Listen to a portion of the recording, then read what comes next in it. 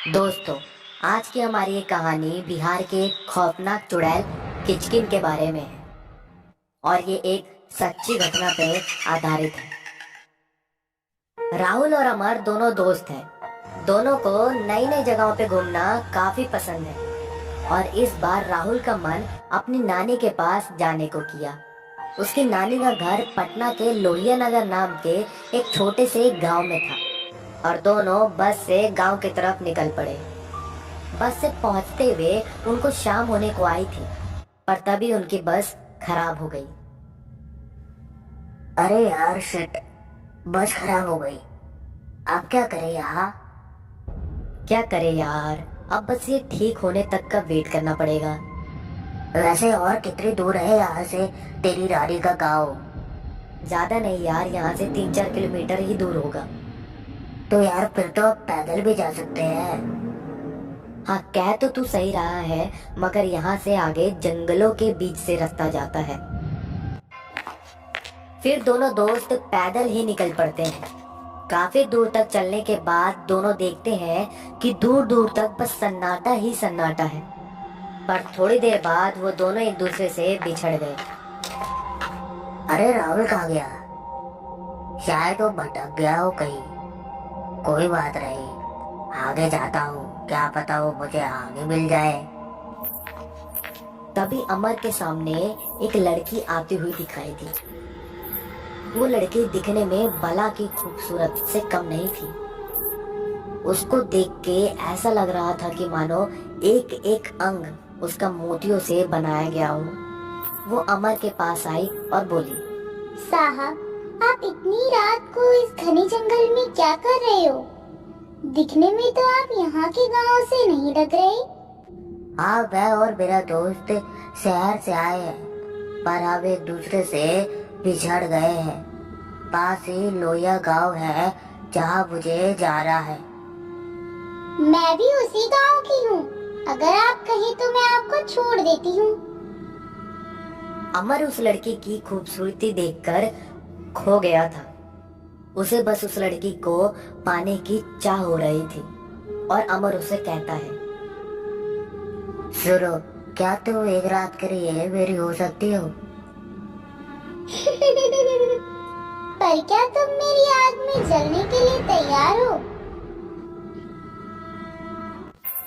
ऐसा कहकर वो लड़की आगे आगे चलने लगी और अमर उसके पीछे चलने लगा। थोड़ी देर बाद वह दोनों एक पेड़ के पास रुकते हैं और दोनों एक दूसरे को गले से लगा लेते हैं और एक दूसरे में खो जाते हैं। थोड़ी देर बाद अमर थक चुका था, मगर वो लड़की अभी भी बोले जा रही थी कि उसका मन अभी भी नहीं भरा है।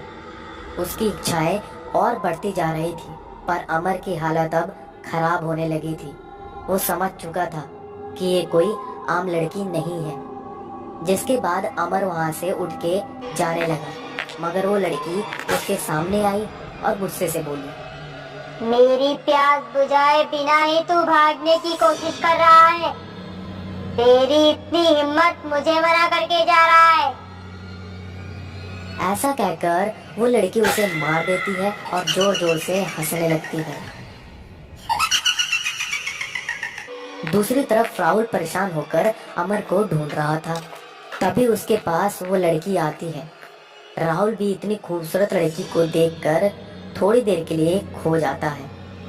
तभी वो लड़की उससे पूछती है, सुनिए, आप कौन हैं और यहाँ क्या कर रहे हैं?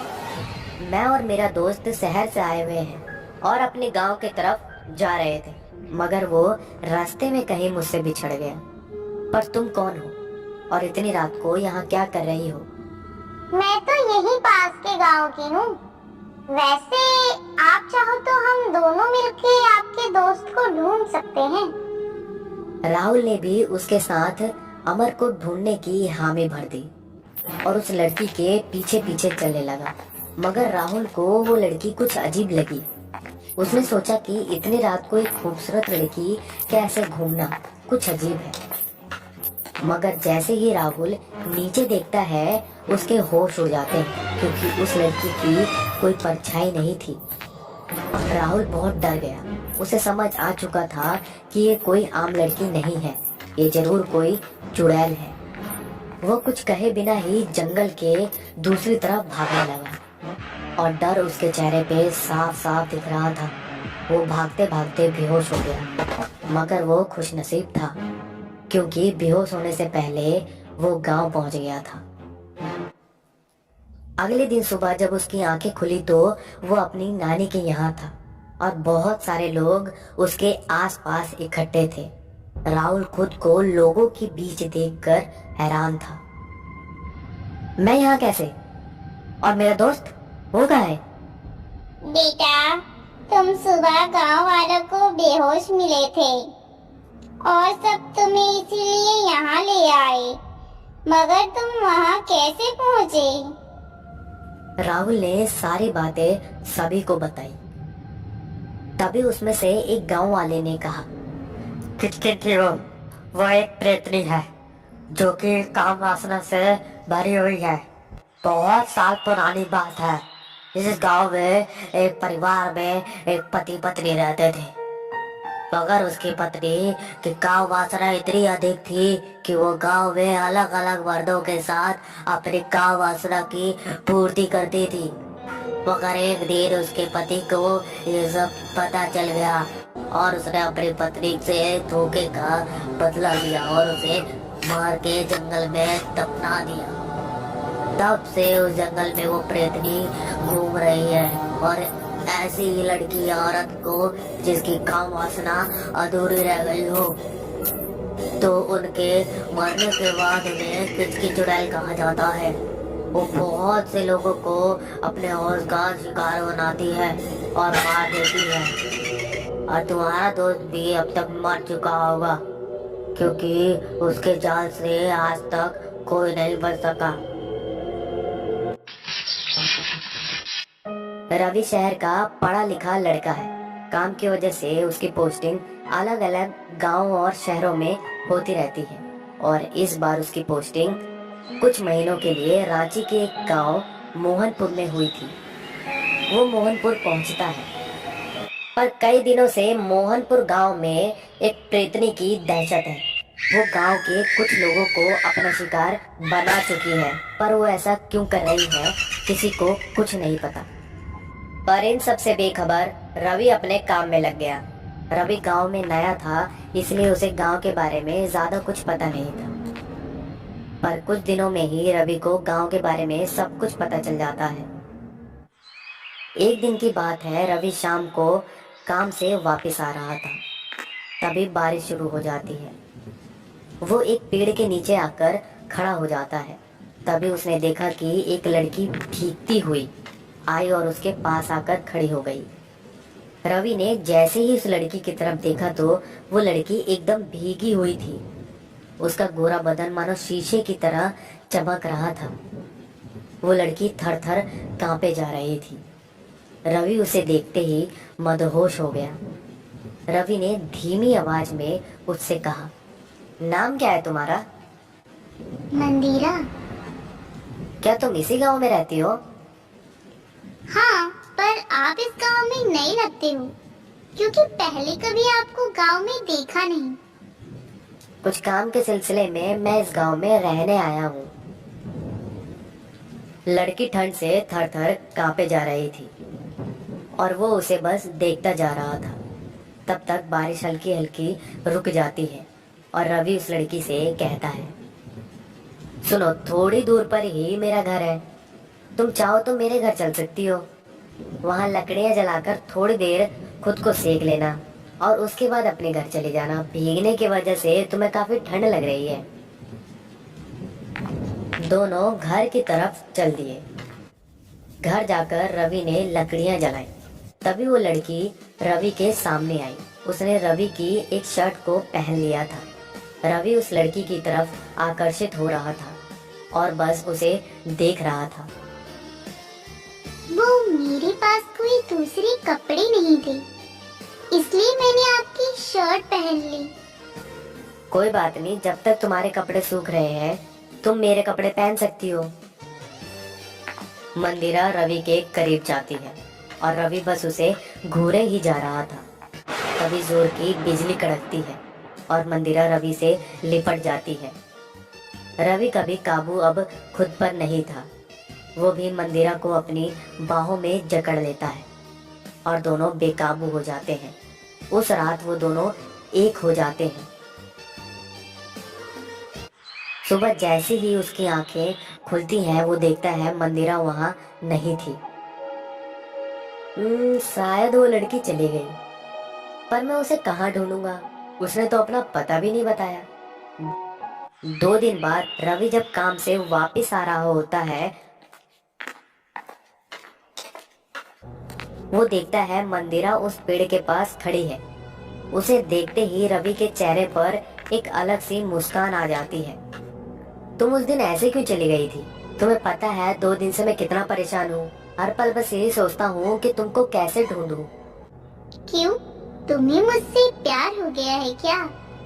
उस रात जो हुआ मैं कभी नहीं भूल सकता, और मैं नहीं जानता कि मैं तुमसे प्यार करता हूँ या नहीं, मगर मैं अब तुम्हारे बिना नहीं रह सकता।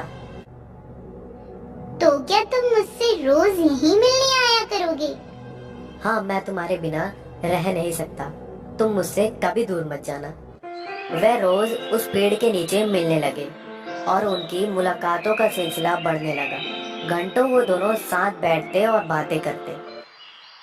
एक दिन की बात है, उन्होंने एक दूसरे को गले से लगा रखा था। रवि देखता है कि मंदिरा के पीठ पर निशान है, जैसे किसी ने उसे गहरे जख्म दिए हो। ये तुम्हारे पीठ पर जख्म कैसा? मंदिरा की आंखों में आंसू आ गए और उसने कहा, आज जो मैं तुम्हें बताने वाली हूँ उस पे तुम्हें शायद भरोसा नहीं हो। तुम हमेशा पूछते हो ना मुझे कि मैं कौन हूँ, कहाँ रहती हूँ और तुमसे शादी क्यों नहीं करती। दरअसल मेरी शादी हो चुकी है और मेरा पति मुझे बहुत मारता है। ये जख्म भी उसने ही मुझे दिए हैं। मेरी शादी पैसों के लिए मेरे माँ बापू ने इस गांव की सबसे बड़ी सरपंच से कर दी थी, मगर शादी के बाद से ही वो मुझे रोज मारने पीटने लगा। वो बहुत शक करता है मुझ पर और आज भी उसने मुझे बहुत मारा।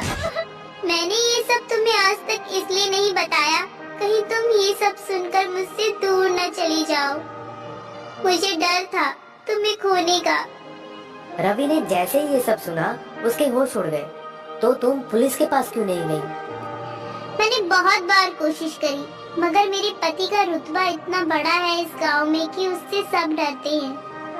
पुलिस ने भी मेरी कोई बात नहीं सुनी और फिर एक दिन मैं तुमसे मिली। तुम्हारा साथ मिलने पर मैं अपने सारे गम भूल गई।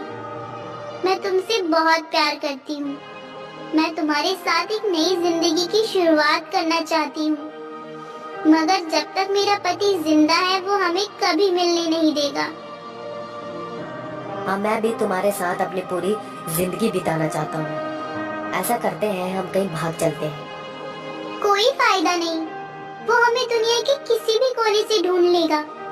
उसकी पहुंच बहुत दूर दूर तक है। जब तक वो मरेगा नहीं तब तक हम कहीं नहीं जा सकते। तुम्हें उसे मारना होगा। ये क्या कह रही हो तुम? ये कैसे कर सकता हूँ मैं? नहीं, मुझसे नहीं होगा। मैं किसी की जान नहीं ले सकता। तो ठीक है, मैं ही मर जाती हूँ। मैं ही अपनी जान दे देती हूँ। नहीं, ये क्या बोल रही हो तुम? तुम ऐसा कुछ नहीं करोगी। मैं तुम्हें खो के कभी जी नहीं पाऊंगा। ठीक है, बताओ मैं कैसे मारूं तुम्हारे पति को? मंदिरा उसे सब बताती है। फिर आधी रात को रवि सरपंच के घर गया